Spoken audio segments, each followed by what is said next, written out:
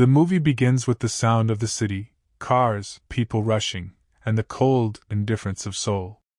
We meet Haewon, a young bank employee who appears strong and independent. But behind her calm expression, she's emotionally distant, almost detached from the world around her. She witnesses a violent incident, a group assault in the city, but when the police ask for her help as a witness, she coldly refuses.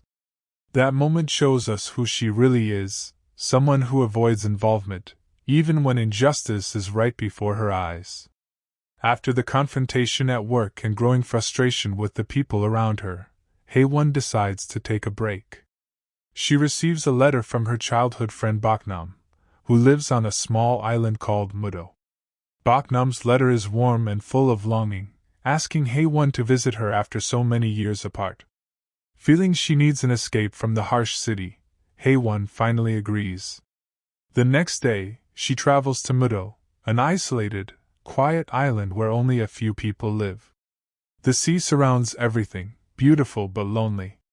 The moment Haewon arrives, she's greeted by Baknam, who runs toward her with tears of happiness. Baknam seems overjoyed, holding her old friend tightly, smiling brightly despite her tired face. But soon, Haewon begins to see the cracks beneath that smile. Baknam's husband, Manjang, is harsh, violent, and controlling. He treats her like a servant, shouting at her for every small mistake. The other villagers, mostly elderly women, constantly gossip and criticize Baknam.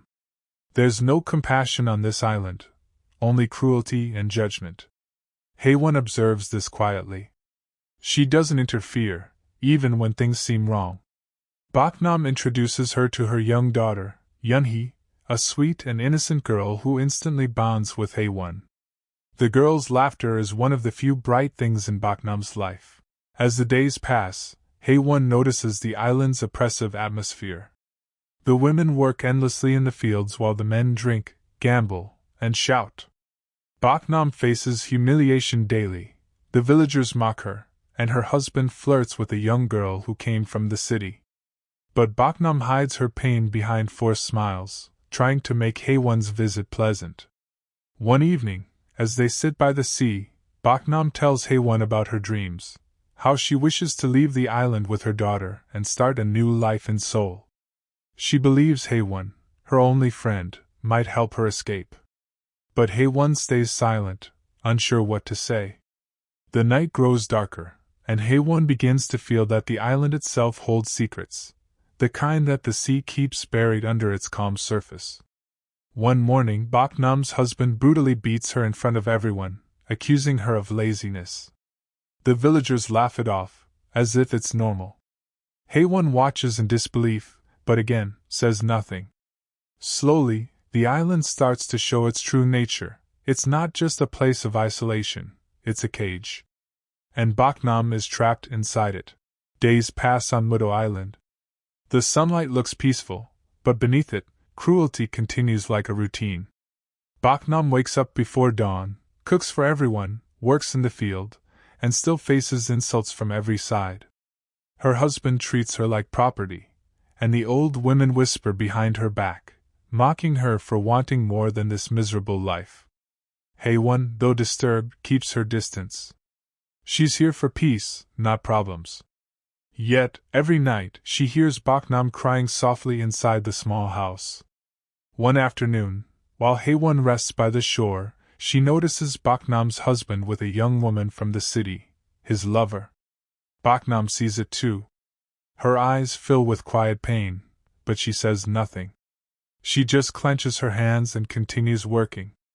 Later that night, Baknam approaches Haewon and pleads with her voice trembling. She wants to leave the island. She begs Haewon to help her take Yunhee and escape to Seoul. For Baknam, Haewon is not just a friend, she's hope. But Haewon avoids the subject, pretending not to hear the desperation behind those words. The next day, tragedy strikes. Baknam finds her daughter being hurt by the same man, her husband, and screams echo through the island. She fights back, but no one helps her. The villagers pretend not to see. When she runs to Haewon, begging for help, Haewon is frozen in silence once again. And then it happens, the one thing that shatters what little humanity remained on the island. Yunhee, Baknam's only light, dies in an accident, while trying to escape her father's cruelty. The villagers cover it up, claiming it was an accident, and the police believe them. Baknam collapses beside her daughter's body. Something inside her dies that day. At the funeral, Haewon stands among the villagers, her face expressionless. Baknam stares at her, the only person she ever trusted, and sees nothing. No emotion, no defense, no justice. Only cold indifference. That night Baknam sits alone in her small room. Her face is blank, her hair messy, eyes hollow. She looks at the sickle lying on the ground, the same one she uses every day in the field. Her trembling hands reach for it slowly. The next morning, the island wakes to silence. Then screams. One by one, the villagers fall victim to Baknam's rage. Years of humiliation, pain, and betrayal explode into a storm of vengeance. The woman who once smiled through tears now walks through the village covered in blood, her sickle shining red in the sunlight. She kills her husband without hesitation, the man who took everything from her. The other villagers, who stood by and watched, try to run, but there's nowhere to hide. The island, once a prison, becomes her hunting ground. Baknam's world has turned into pure rage. She has lost everything that ever mattered, especially her daughter Yunhee. Years of abuse, years of screaming into a silent world, all explode at once. With a sickle in her hand and fire in her eyes, she cuts down every villager who laughed at her pain. Their cries mean nothing now. They had so many chances to save her, no one did. The same people who forced her to live like a slave now beg for their lives, but Mercy died when her daughter did. Blood mixes with the mud as she hunts the final person still breathing. Haewon. Haewon runs desperately toward the boat. The sky roars with thunder, waves slamming against the dock like they're cheering Baknam's revenge. Haewon jumps into the boat along with the boatman and screams at him to start it. The engine coughs, refuses, the rope is still tied. The boatman rushes down to free it, but the sickle appears again, one swift silent strike, and he drops lifelessly into the water. Haewon's heart stops. Baknam steps slowly into the boat, her wet hair sticking to her face, eyes locked only on the woman who abandoned her. The screen fades to black. When the image returns, the boat is cutting through the dark sea. Baknam now looks different, her face freshly made up, lipstick on, hair neat, wearing one of Haewon's dresses. She left the ghost of the island behind. She is becoming the woman she always wished to be, free, respected, beautiful, even if this freedom is dripping with blood. Haewon lies unconscious in the corner of the boat, breathing weakly but alive. Baknam just stares ahead with a calmness that feels more terrifying than her chaos. The boat arrives at the city harbor. Sirens flash in the distance. Police quickly notice a drifting boat with injured women on board, and immediately arrest her, cuffing her hands behind her back. Because they have no idea of the massacre on the island, they don't separate them. The two women are taken to the same small holding cell. Inside that cold concrete room, the tension is heavier than the walls around them. Haewon trembles at the corner, while Baknam sits silently opposite to her, breathing slowly, staring at her like a shadow that refuses to disappear. Moments pass like hours. And then, Baknam's eyes drift upward, not at Haewon, but toward the ceiling, toward a memory. The music of a flute softly echoes in her mind.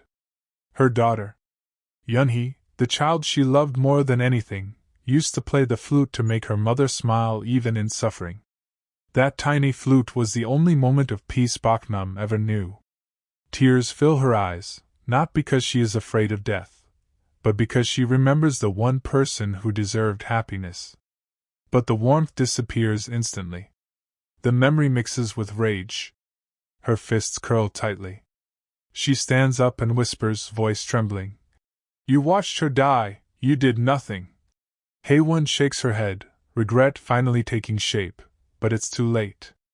Baknam grabs a hammer left by a careless officer outside the bars when he returned to check them. The officer steps in to stop her, but she turns and crushes his skull in a brutal motion.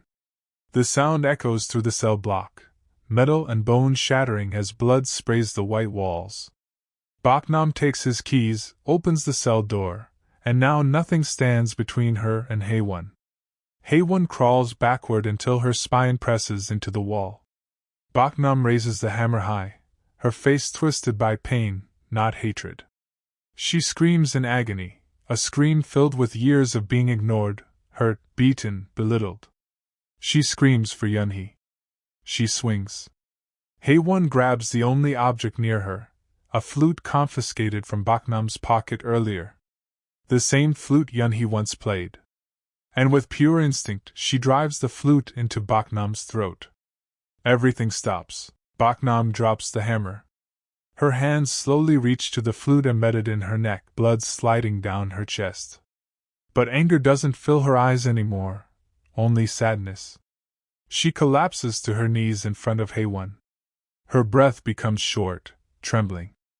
Haewon, still shaking, picks up the flute with tears streaming down her face and gently plays the small melody Yunhee once played, the tune that brought smiles, the tune that felt like hope. Baknam stops struggling, she listens. A weak smile forms on her lips as she closes her eyes, because for the first time since her daughter died, there is peace. The flute's soft music replaces every scream she ever heard. For one final moment, she imagines Yunhee running toward her, hugging her tightly, calling her Mother. Baknam dies with that smile, not a monster, not insane, just a woman who wanted love in a world that gave her none. Haewon stares at her lifeless body, drowning in guilt. She knows she didn't kill a villain, she killed a broken mother. The police rush in and pull her away, but Haewon's eyes never leave Baknam. This regret will haunt her forever. She walks out into the bright city lights, but the world doesn't seem bright anymore. She now understands the truth. Sometimes the most dangerous cruelty is staying silent when someone begs for help. Baknam is gone, but her suffering remains carved inside Haewon's heart. And the flute's final note still echoes, like a goodbye from Yunhee and Baknam together. Days pass. The city moves on as if nothing happened. People laugh, cars rush, lights shine. But inside Haewon, everything is different. She remembers the very beginning. When she first witnessed a man beating a woman in the city. She saw a crime happening right in front of her eyes. But she turned away. She told the police. I didn't see anything. She walked past suffering like it was normal. That silence was the first step that led her all the way to the island of horror. Now, after everything that happened, after Baknam's desperate eyes, after Yunhee's innocent death, after killing the only person who cried for help, Haewon cannot run anymore. One morning, she walks into a police station. Her steps are slow, but determined, as if she's marching against the old version of herself. The same officers ask her the same question. Did you witness anything that day? Haewon takes a long breath. Her voice doesn't shake anymore. Yes. I did. I saw everything. Tears rise, but she doesn't look away. This time she speaks, not for herself, but for Baknam, for Yunhee, for every victim whose cries went unheard. The officers are surprised. But for Haewon, this is not about the case. It's a moment of rebirth. When she walks out of that station, there is no sound of flute, no storm chasing behind her, no ghost haunting her footsteps. Because she finally did something right. She finally broke the silence. Haewon looks up at the sky, a quiet apology forming in her heart. I'm sorry, Baknam. I should have saved you. I should have saved her. She wipes her tears and walks forward as a changed woman. The screen fades to black. If you enjoyed this video, Make sure to subscribe and stay tuned for the next movie explanation.